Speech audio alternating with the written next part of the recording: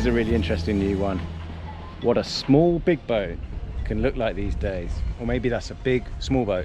Let's go for a big small boat. And the answer to a lot of that is modern hull shape. To have that sort of volume up in the bow, you're creating, well, a lot more stability, but also so much more volume in the boat. I mean, you'll see when we go through the interior the amount of space you get on 37 foot these days. But it's a really attractive size and price range actually for those looking to go ocean cruising. Packed with comfort. It's a robust boat to sail.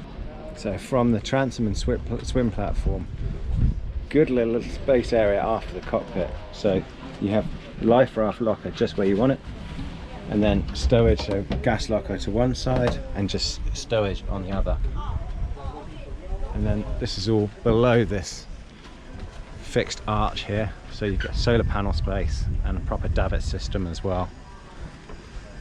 So tried and tested Ovni features really, but look how deep and spacious this cockpit is for this size yacht. Done a really nice job there, because you sit up here and you're completely protected from the elements under the spray hood. Nice deep aft facing coamings here, and the benches themselves. Shallow bench, and then you have access through there into the escape hatches as well, and a nice angled companionway descent into the interior itself. So there's a washboard that pulls out of that and comes down sort of 45-degree angle. And then this is the real sort of deck saloon concept of the boat. This 370 is offered as a traditional lower saloon, but none of the 8 I think who have pre-ordered this boat have gone for it. You know, it's a, you can see why really. It's a really nice light bright raised saloon format, and I think one that's really clever. It's not only modern looking, it's combining a contemporary look and feel with tried and tested elements. So right here by where you want it, by the companionway, a big hanging locker, plenty of stowage there. This table drops down to fill in here, so you have a big, either a big sort of kids play area or a pilot saloon berth. But if you want a pilot saloon berth, then this backrest here is a carbon pole which simply lifts out and inserts in there, which means this area here becomes one secure pilot berth. I've tried it, it's pretty comfortable, and it's where I'd sleep on passage. Deck saloon means plenty of space below that saloon for tanks and stowage as well. And then a longitudinal galley, but you have the backrests of here and this part of the saloon to brace against at sea. Before you go into that galley, a proper little chart table area as well. And this, no switchboard here, it's all, this boat in particular is on a power rail system, so it's all iPad controlled. Even the lighting, you can literally change every single colour of the lighting on here. It's quite a clever system.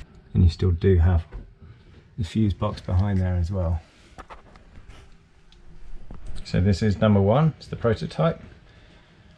And there are things they are adjusting. You can, this has just the cork insulated painted finish on it. That you can choose to have liners like the headlining here, which covers all of that. Personally, I quite like the cork, so you can have it whatever colour you want. Yeah, linear galley format, plenty of stowage surrounding that as well, and inboard. Goes right outboard. Again, cork lining on the insulation there. These are being smartened up, I think, so you're not going to have those angled edges around the mouldings that are protecting those shroud base areas there. And more worktop area forward of the galley, and then look at all that stowage in this forward section here. All below the sole as well. And then just below the mast base here. So key aspect of Ovnis is to have lift keels to be able to dry out No hydraulics needed for this one. It's just a simple, it's not that red one, but it's that dark blue line below which pulls the pin, the head of the keel up, comes up through the mast base section here. And this massive shower area, so the head is aft and then you get a huge shower area. In fact, it's so large they've decided to move this bulkhead aft slightly to reduce the size of this and give a bit more space in this forward cabin.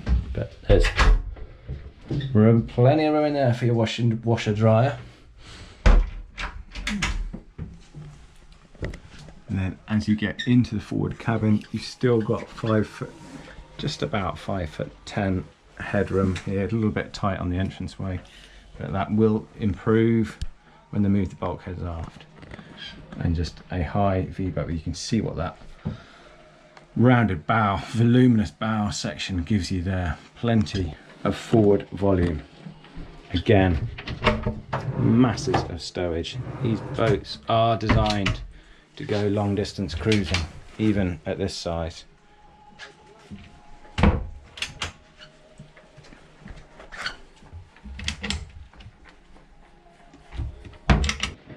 Moving back aft, there's water tanks below the sole, and you're into the aft double cabin here. Loads of headroom. I can only just touch the headlining here, and good ventilation and lots of natural light. And stowage again.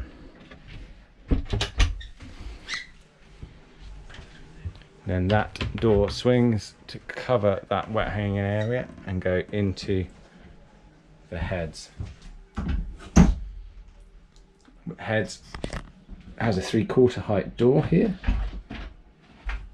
which leads into the utility workroom cabin. So it's simple heads, but remember that massive shower area forward, so it is only really a heads with a little bit of stowage, but look how much more stowage space. Or if you want a occasional kids berth, or well, pilot berth or extra berth, it's here. It's space for all of your supplies, extras, spares, etc. Behind there, even cockpit cushions or a sail. And then below the cockpit area, you have the engine room in here, and just more electrics and panels and access to the steering gear right aft. Very, very useful area for cruisers. And then the companionway steps lift for engine access. Bilge stowage there below the saloon.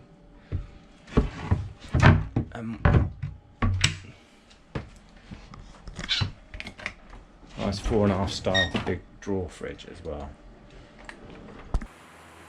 As you can imagine, it's nothing startling in terms of performance. It's a 9.5 ton yacht with 3.5 tons of that used as ballast, but it's robust, it sails well, it's easy to handle.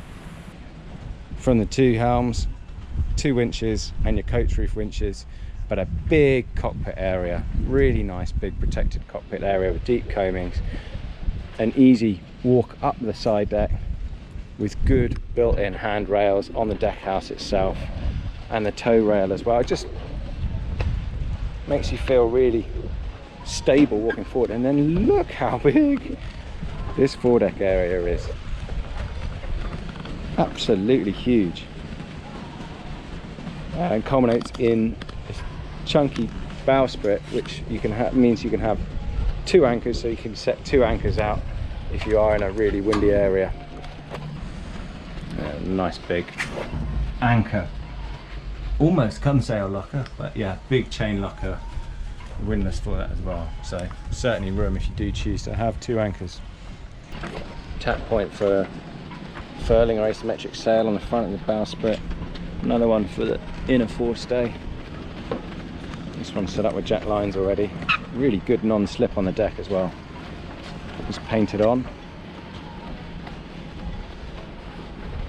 And then the Genoa track rails mounted inboard of the shrouds here and on the coach roof.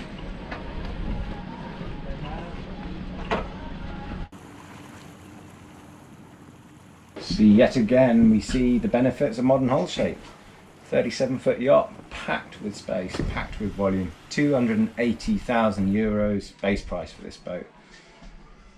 For an aluminium centerboard that could take you anywhere, that's a lot of boat for the money. Nice job.